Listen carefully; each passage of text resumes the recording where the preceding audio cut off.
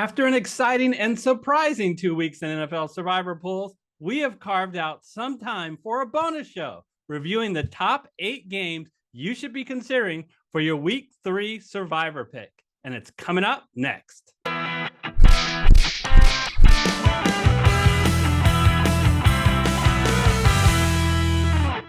Hello, everyone. I'm Eric Lee. And I'm Michael Wiley, and we're the Fantasy Football Consultants. Right off the bat, I want to make one thing crystal clear. The announcement that our NFL Survivor coverage will not be a part of our regular weekly content like DraftKings and FanDuel is still the case. Michael Wiley and I have limitations on our time this season. However, in deference to many in our FFC community who have expressed how much they enjoy our Survivor content, we want you to know that we hear you and we care about you, and thus we're providing this bonus NFL Survivor show. So if you appreciate this, you can do one simple thing. Click the red subscribe button. YouTube analytics show us what percentage of our viewers are subscribed for each video. And while our FanDuel and DraftKings shows have 43 and 42% of viewers subscribed, our NFL Survivor audience historically have less than 20% subscribed. Okay, Eric, let's get to the Week 3 spreads. All right, we're going to focus in on 8 games this week, and we're going to separate the 8 games into 3 categories. The first category is Minnesota and the LA Chargers are both at home, and they're both 7.5-point favorites over Detroit and Jacksonville, respectively. Kansas City is 6.5 points at Indianapolis. And then the second tranche is 3 teams on the road, all 4.5-point favorites. The Rams, Buffalo, and Cincinnati versus Arizona, Miami, and the Jets. But Michael, let's start with that last tranche first. If you want to go out on a limb, we've got Chicago and Seattle both at home, 2.5-point favorites. Let's talk about this. Now, look, guys, I know that there are other games that are more of a higher point spread than this. There's some 3.5-point favorites. But these 2 picks are intriguing since they're both at home, since they are both teams that have won a game this year, playing teams that are winless so far this year, and their pick popularity should be low and 0 future value.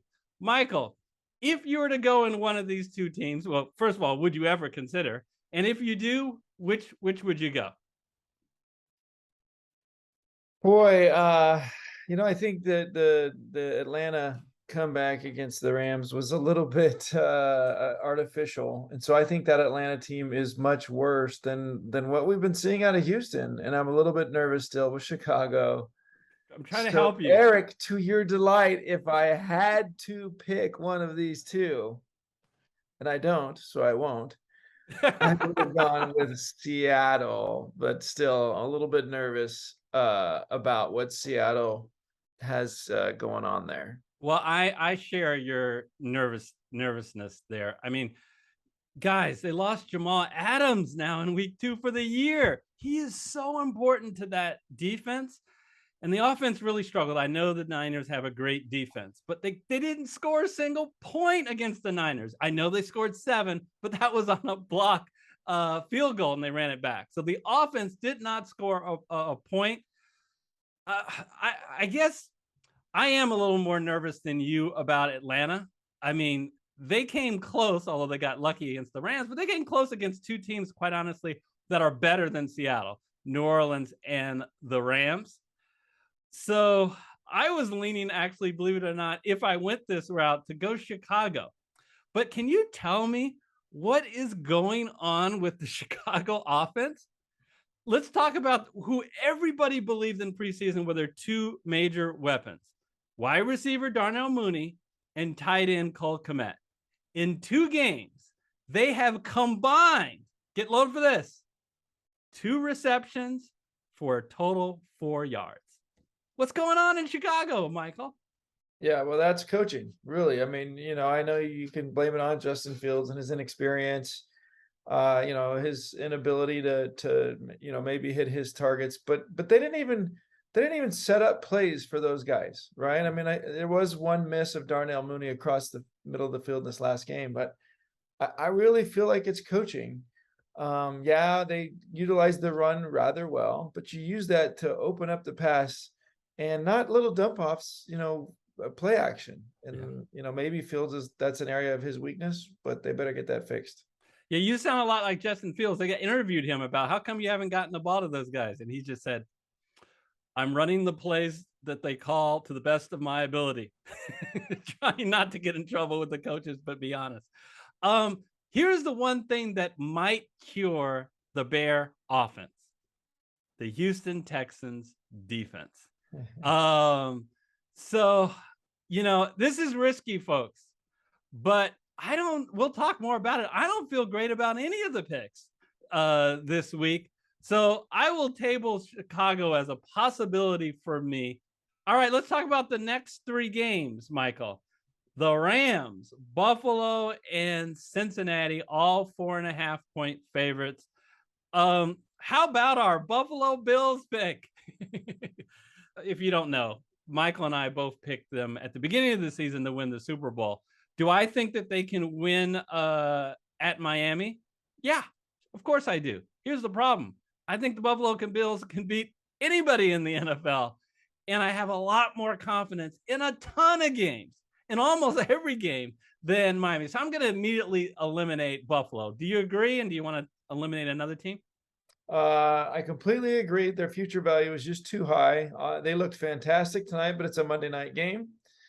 Miami had a really nice comeback against Baltimore, and Tua, looked obviously a little bit dangerous now that he has another receiving weapon.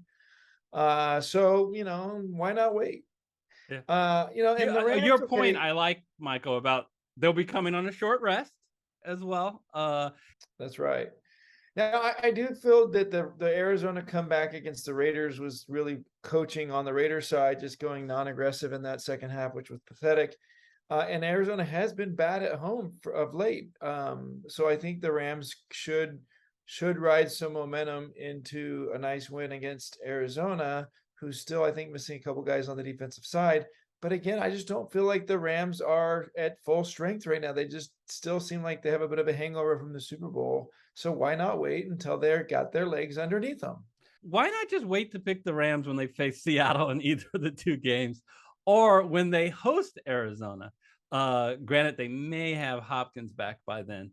So I agree and wait. What about the Cincinnati Jets and Jet game? Michael, the New York Jets. Now, full disclosure, we have criticized the Jets a lot on this show, and apparently Coach Robert Saleh is taking receipts, Michael, and maybe he's coming after us.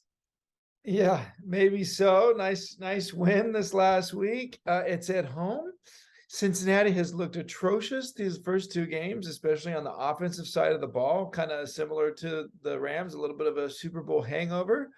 But if I were going to have to pick one of these 3 games, and I think I feel the same about Cincinnati, why not wait until they are more correct? This would be the game I would pick, because I think Cincinnati is ready to make sure they get a win, and they will not look past the Jets to week 4. They'll make sure they get a win here. To me, this is the safest of those 3 games, and the one that I like the least from a future value perspective. Yeah, in this tranche of games, I would pick Cincinnati. Why? Because I think Cincinnati is just a much better team than the New York Jets. Yes, Robert Saleh, take receipts, add me on. It took a miracle to beat a Cleveland Browns team that I actually don't think is that good. I certainly don't think they're better than the Bengals. I have 2 concerns, Michael. One concern is, you talked about the offense. It's that offensive line that we've heard so many great things about in the preseason. They spent a lot of money to remake this offensive line. What have they gotten for that offensive line after 2 games? 13 sacks. That leads the NFL. 3 more than the closest team. Even when they're not getting sacked, Burrow is constantly being harassed. The other thing that has me in a concern, and I don't know if you remember this, Michael, we both got eliminated last year in week 9 in NFL Survivor when the same Jets upset these same Bengals. So I will pick it my favorite in this tranche, but I already tell you I'm not picking Cincinnati this week. So let's go to the top of the spreads. Minnesota, the Chargers, and Kansas City. One thing to note, both the Chargers and Kansas City, who played each other on Thursday, they'll get the benefit of a long rest. How big a factor do you think that is?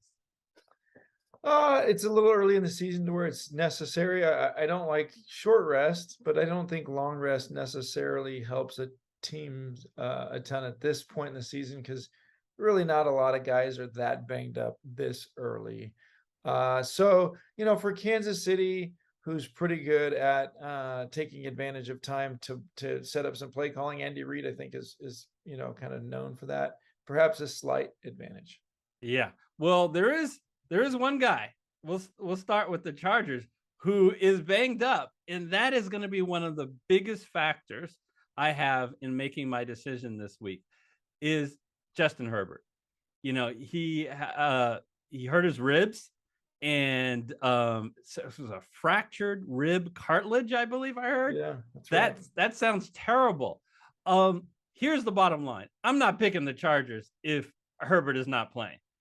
And if I get the inclination that he is going to be extremely hampered. So I don't know. And what about this Jacksonville team? I've been impressed by them. They're playing, that offense is been rolling. Lawrence is playing well, and Robinson and Etienne look good out of the backfield. Yeah, no, they finally figured it out. I mean, you got to remember, that Lawrence is a second-year quarterback. Last year was his first year in the league, right? And so you got to cut him a little bit of slack. They do also have a couple of guys on the defensive side who can make plays. So I think Jacksonville is dangerous. And like you say, if Herbert is not playing or is just not 100%, that's pretty scary. Keenan Allen, I think, is probably still going to be out. So I think that game is one to stay away from. Chargers will have some more exciting games in the future.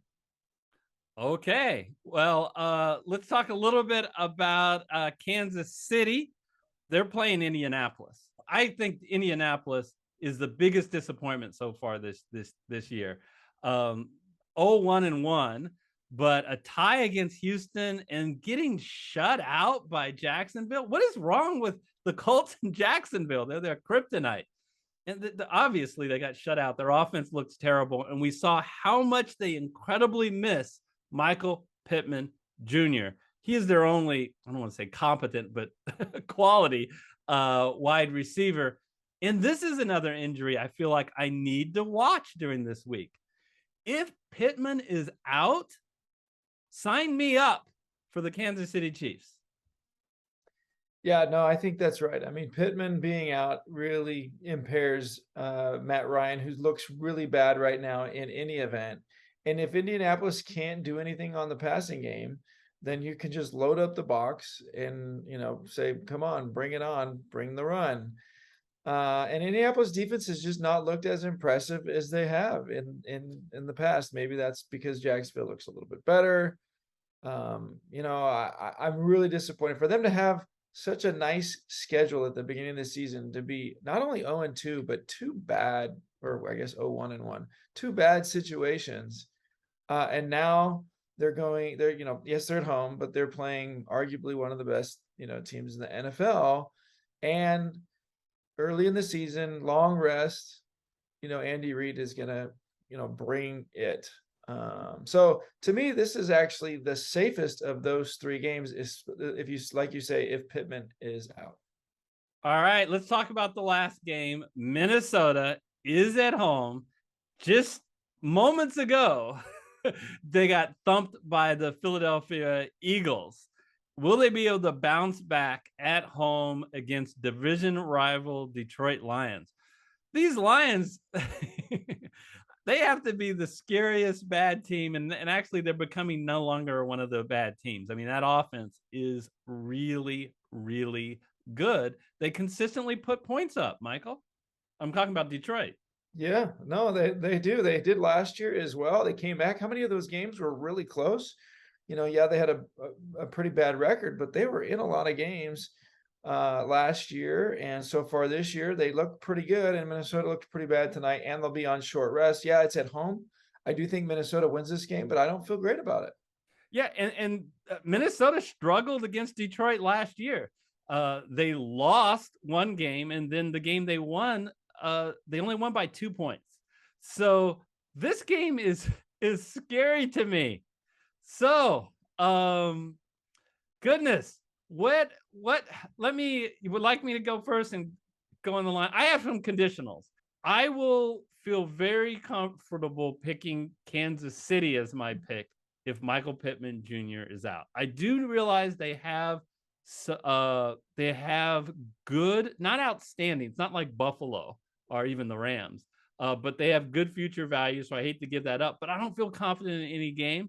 So I'll pick Kansas City if Michael Pittman Jr. is definitely out. If he is not out, I am not picking Kansas City.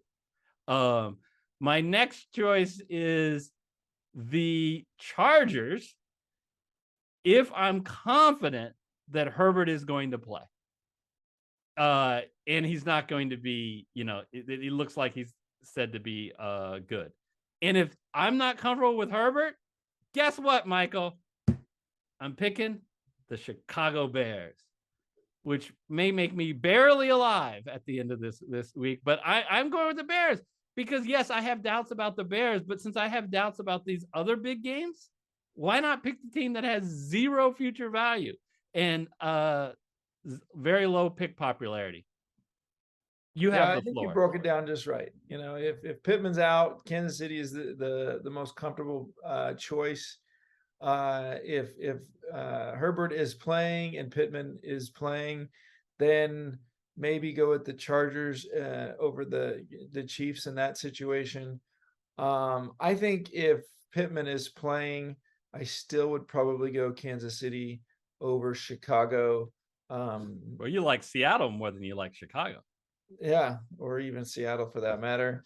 But before I pick Seattle or Chicago, I would actually go with the Cincinnati Bengals. They have to get a win this week. I think they still think they're a playoff team this year, and they're going to make sure that they win this game against the Jets. And so I actually feel pretty good about that one, despite the fact that it's in New York, and New York looks a little bit better with who's under the helmet at the end of the game. Ended up looking pretty good. Flacco, yeah. Yeah. So, Flacco behind the center, I think they are a little bit better, but I still would go with Cincinnati as a slight favorite. So it's a little bit of pushback. One of the highest spreads. Neither of us are touching Minnesota. What's your biggest concern about that Minnesota? Well, tonight that was those spreads. I bet will change after we see tonight's game. So that's no longer going to be a 7.5 point spread. Full disclosure, when I did talk, I meant to mention last year about the Detroit, Minnesota games. Dalvin Cook did not play in either of those games. I think this is 1 week, Michael, more than I can ever remember. You want to watch the injury report. You want to make sure you're comfortable that the key guys that you're picking, either on your team or on the opposing team, are going to be out or are going to be playing, depending on which way you're looking. Exactly. Agreed. All right, folks, if you made it along to this video, please, if you didn't, when Michael asked you very nicely at the beginning to hit the red subscriber, please do. Since this is not going to be a regular show that we do each week, it's even more valuable for you to be a subscriber. Not only is that a way for you to support the show and tell us, hey, I really like Survivor content, and the more people who do that, the more likely you'll get bonus shows like this. But also, it'll be more likely it will appear on your feed when we do this Survivor show. So please go ahead and do that.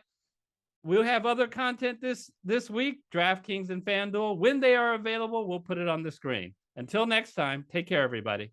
Bye-bye.